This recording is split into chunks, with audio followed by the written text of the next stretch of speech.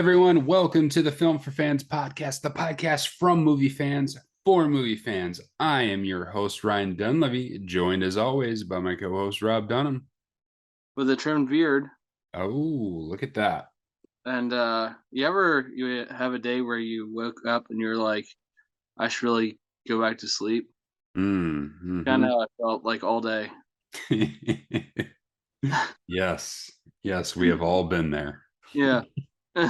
We have all been there, unfortunately. But we have an excellent show for you, despite the fact that we will be pushing through tiredness today. We are going to, of course, give you a box office update. We are going to tell you what is out that you should watch on HBO Max and Hulu.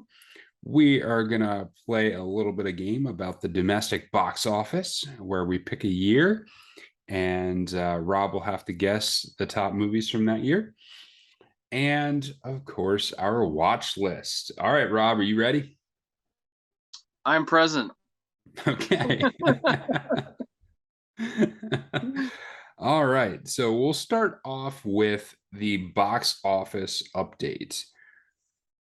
And the box office in number one in the box office in its debut, Bullet Train with $30 million. Bullet Train takes home the number one prize. DC League of Super Pets in its second week does 11.1 million to finish in second. Nope at 8.5 million, finished third. Thor Love and Thunder 7.7 million in its fifth week. And Minions The Rise of Gru in its sixth week at 7.1 million. And you know what name we did not call? Top Gun. That's right.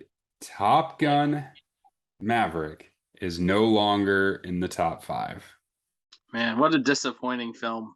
I know. It's crazy. It's kind of funny. It's the impact it's had. It's that this is the major story coming out of the box office this week. That Top Gun is still the major story the moment it's out of the top five. What did you make of the top five before we get into a little bit more Top Gun news? Based on what was out, I'm not surprised that Bullet Train finished first. I think it's a pretty good number. I'm not sure what they were expecting it to be, but it does seem like kind of a niche movie, even though Brad Pitt is obviously a big star. Yeah. It didn't seem like it would be a huge movie anyway, so I'm not super surprised. Not very surprised that the box office in general wasn't huge. I think there was an expected drop off for League of Super Pets, so I'm not surprised with that either. So yeah, like you said, the story is definitely Top Gun. Yeah. So Top Gun is officially out of the top five. It made $7 million. So it was just slightly out of the top five. And this is the first time since it debuted that it's out of the top five.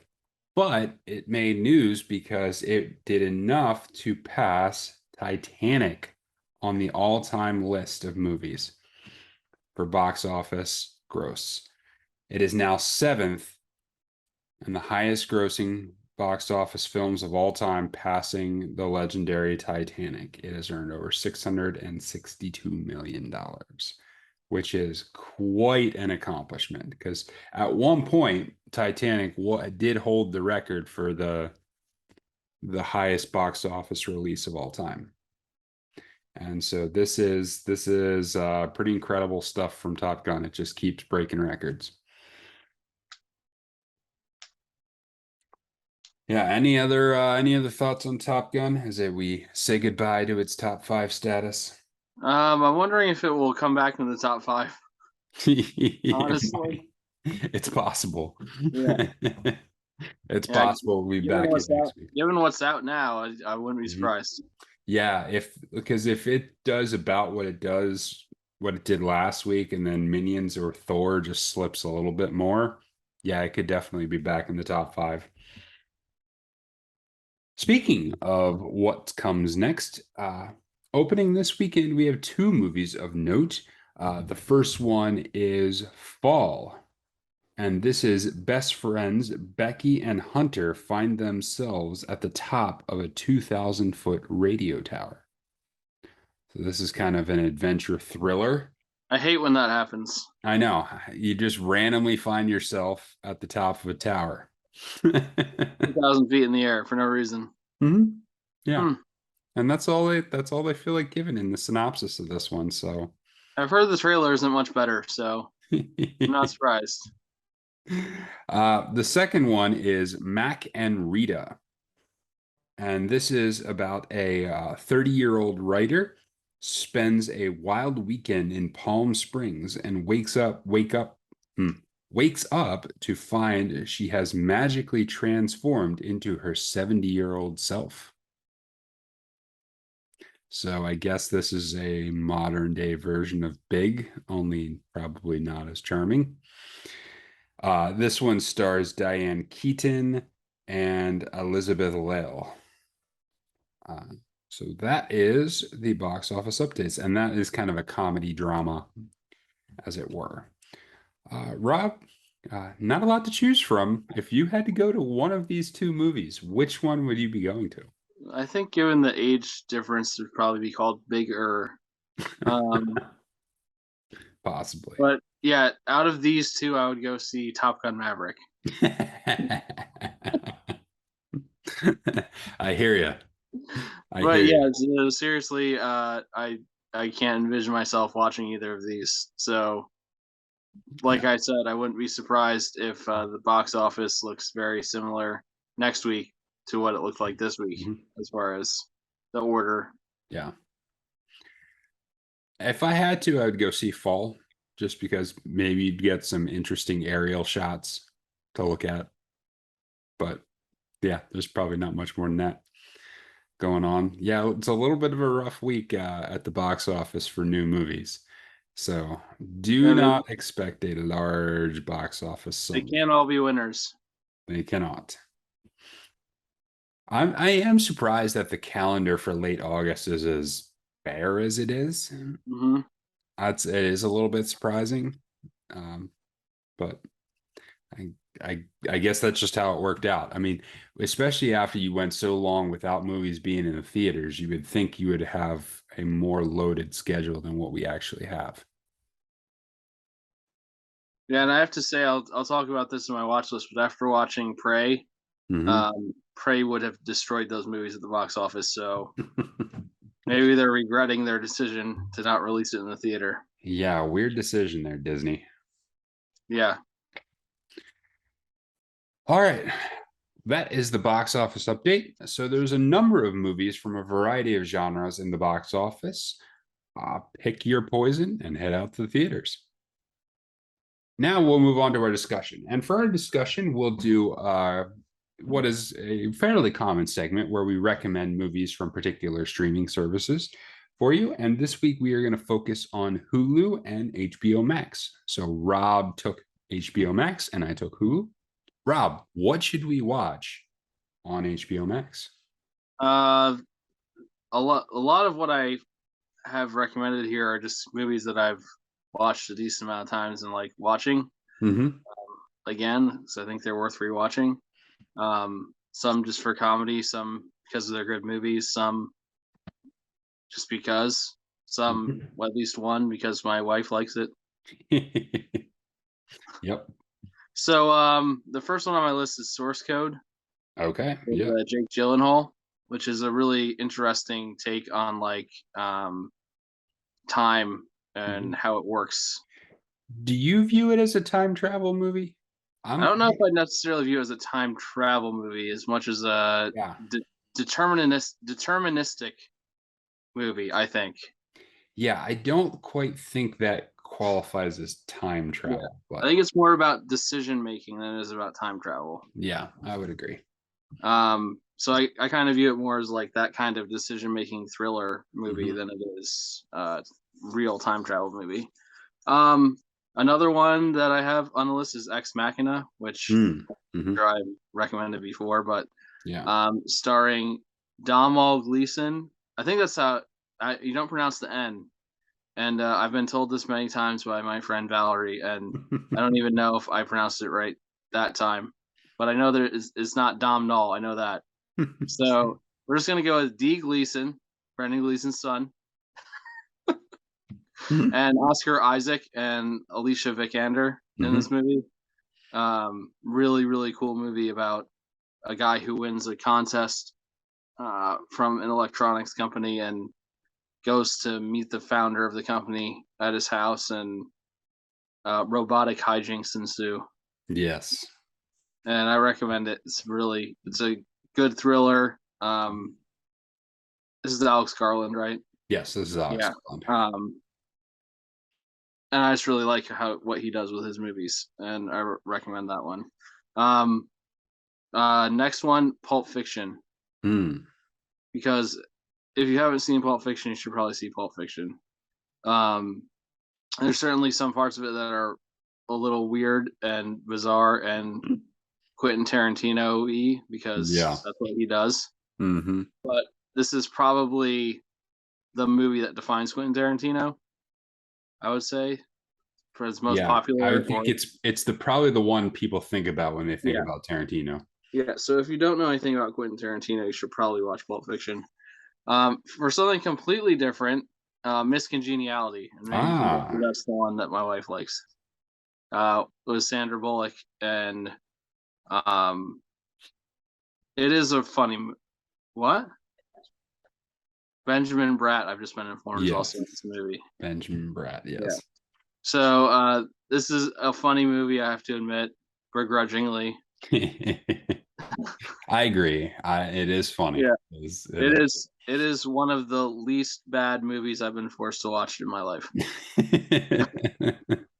Yes. And then last one I have is Dodgeball. Yes. And I think it's one of the most quotable movies I've seen. My brothers and I are always quoting it to each other. No one makes me bleed my own blood. You can dodge a wrench, you can dodge a ball. It's so good, and it's ridiculous, and I laugh every time I watch it, even though I've heard every line from it dozens of times. Yes, it's still just as funny every time I watch it. So, Dodgeball, a true underdog story, I believe is the subtitle. Yes, and if you can dodge a wrench, you can dodge a ball. You're about as useful as a poopy flavored lollipop. All right, what do you got?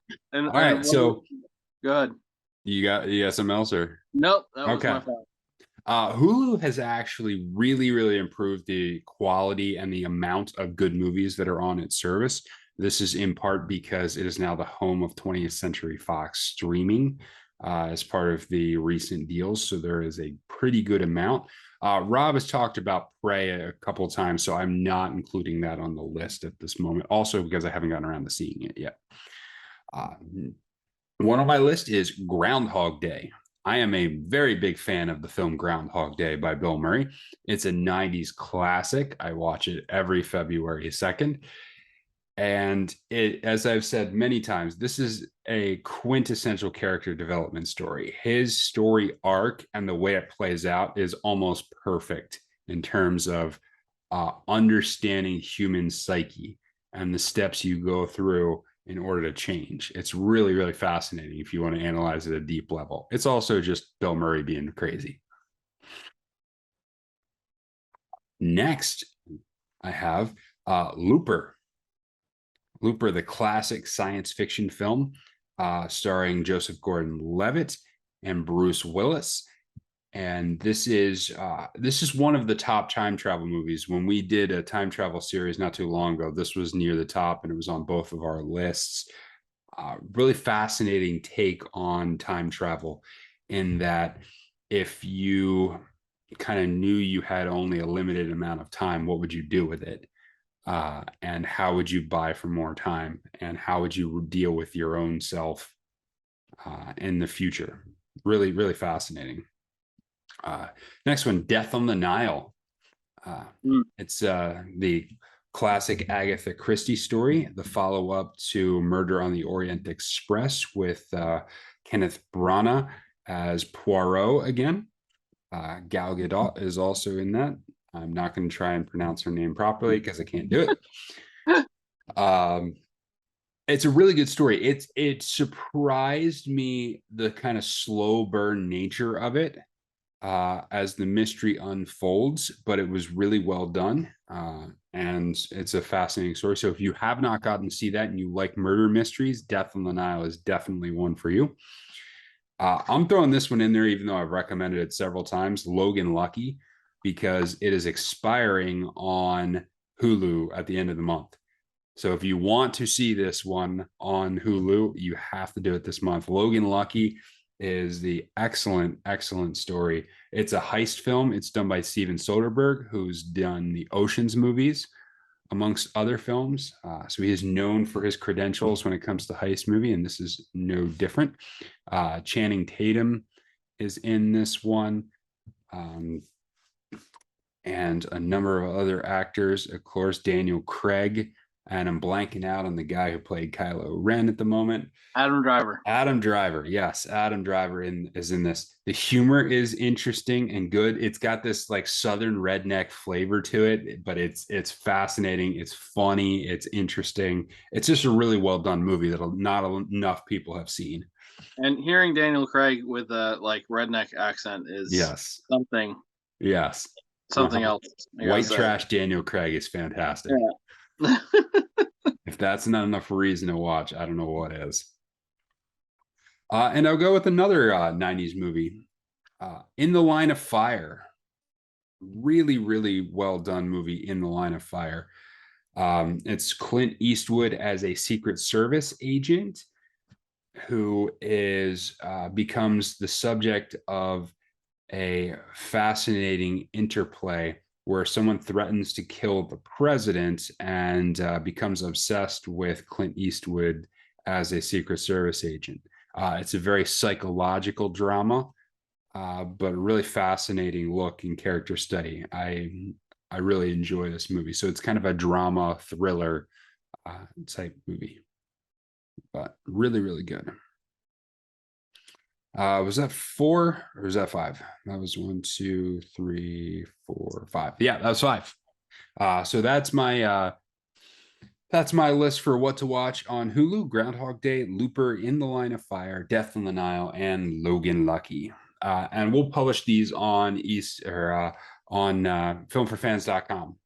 So make sure you look for that in the next couple of days for filmforfans.com. You can check that out on our website. All right. It's time to play a game. Ominous. Ominous, indeed. Nothing bad happens in movies when someone says it's time to play a game. Or would you like to play a game? The game we're playing is Guess the Box Office. And the way this is going to work is I will pick a specific year, and Rob will have 3 guesses to try and pick movies out of the thin air as to what was in the top 10 from that year. Afterwards, I will give him the top 5, and he will have to put them in order. A little bit of inside baseball on this one. I sent out this game in the show notes, and Rob and I were each supposed to pick a year, and then lo and behold, we picked the exact same year. So round 1 was, yeah, round 1 was null and void. So we're just doing it this way. I'm picking a different year, and we're going to go on the last minute change there. So have fun with this. Okay, Rob, are you ready for your year? Nope. What is it? All right. 2016. I don't think I have any hope of guessing like what came out in a certain year. I know it's tougher than you might think it is. It really is. It's tougher than you'd think. 2016. Yes. So in 2014, we know this because we looked at the list before, Guardians of the Galaxy came out. Yes. So did the Lego movie. So did Captain America: The Winter Soldier. The Hunger Games: Mockingjay Part 2. No, that is not in the top 10. Did that come out in 2016? I don't think it know. maybe count 2015. I can look it up, but I don't know. What animated movies came out in 2016? 2015 for Hunger Games Mockingjay. Okay, that makes sense. Two more guesses.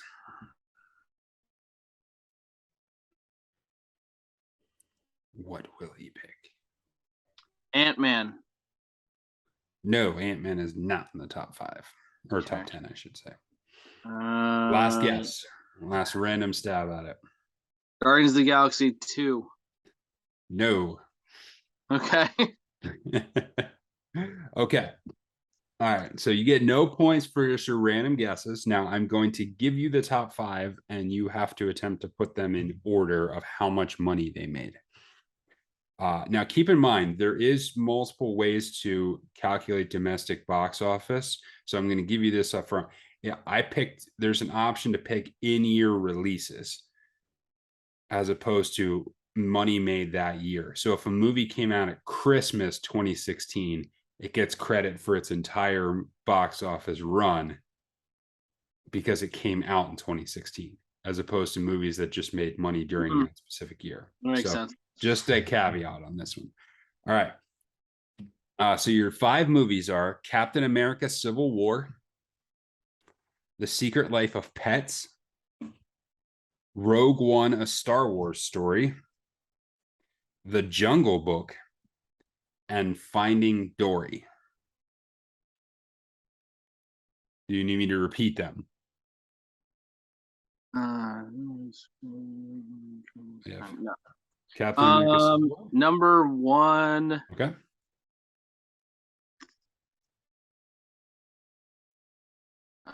So I'll give all 5, and then you'll tell me. Yep.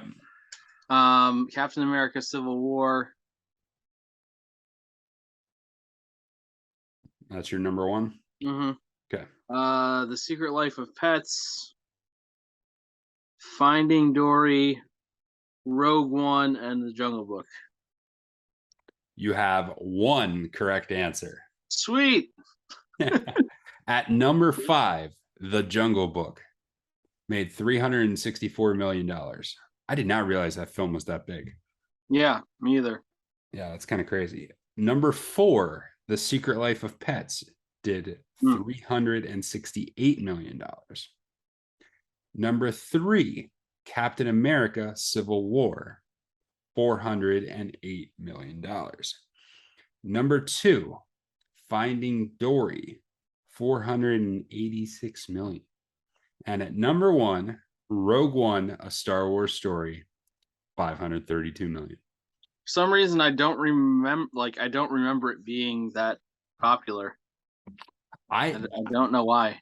I do remember it being popular. I don't know if I could have told you it was that popular, but this was the first one of those like side Star Wars stories that wasn't part of the original, that wasn't one of the episodes, as it were. Mm-hmm. So I think there was a lot of intrigue. Plus, Rogue One was actually a really good movie. Yeah, I should watch that again sometime. Yeah, especially considering that the TV series based on one of the characters is coming out soon. Yeah, it's a really good movie. I really enjoyed that. It's for me, it's one of my favorite Star Wars movies, and that's saying something. A lot of kids movies in the top 5 for 2016. Yeah. You had 3 kids movies in the top 5. It must have been a big year for taking your kids to movies. Well, there are a lot of kids movies in the top 10 for 2014 also. Yeah. That's on the list that I looked at. So and if you expand it out, then there are 2 more kids movies in the top 10. And that Zootopia is in there, and Sing is in there too for 2016. So kids movies really did dominate the box office. You had 5 of the top 10 were kids movies. Okay, so that's a wrap on our game for this week. We'll play another edition next week where Rob gets to challenge me on my knowledge. But now let's move on to our watch list. Movies we've watched over the past week. Rob, what'd you watch? I watched DC League of Super Pets. Okay, all right. Theater with my kids because they asked to go see it. All right, well, what did you think? It was actually funnier than I had anticipated. Nice. And more genuine and heartfelt than I anticipated. I thought it was a pretty decent movie for an anime movie overall, and I had pretty low expectations before seeing it because it did feel kind of like a cash grab type Mm. movie to me, but it wasn't like that. So Okay. if you have kids, I'd recommend seeing it with them. I thought it was good. I thought it was funny. Nice. Um, I also saw Prey. Mm. I did watch that on Hulu. Um, I would like to talk about this some with Ryan once he sees it, so I'm not going to go too into detail Fair enough. about it. But as far as movies of this ilk go, or subgenre, or whatever you want to call it, predator movies, alien movies, etc., I thought it was one of the best, if not the best, I've seen. Interesting. Um, I left watching the movie feeling very surprised that it was not released in the theater. Yeah, that's Um, I've gotten that impression from a number of people who said they've watched it. yeah. So I don't know if it was just Disney feeling arrogant because it wasn't their thing, Mm-hmm. because they didn't have anything to do with it. They didn't want it to be released in the theater, or what the reasoning was. But the movie itself was good. The fact that it was an all Native American cast was significant. So I don't really get why they didn't release it, Mm. because I think it would have made a good amount of money. I don't think it would have been a huge movie, but I think it would have made a good amount of money. Especially given what's coming out in the box office the next Yeah. couple of weeks we've had. Now, Yeah, granted, they might not have known that when they made that decision, but also true. um, and I also watched Ocean's 8, Ah, which yes. I think is a pretty good movie. I don't put it up to the level of Ocean's 11. Mm-hmm. To me, that's the best one of the newer Ocean's movies. Yeah. Um, but I did think it was enjoyable and a decent version. And as far as movies go that have tried to go like the female version Mm-hmm. of the team or whatever, I think it's probably the most successful at that attempt.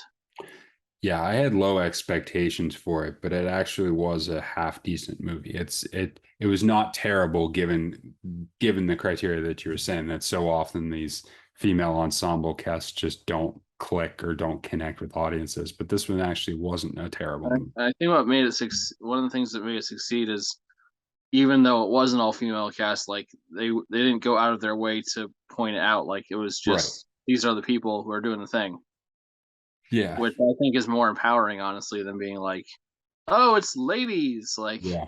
Yeah. like we know, we can tell. Yeah. Uh-huh. Cool. Yeah. So I got to see three movies. I saw Bullet Train, which I was very, very pleased with.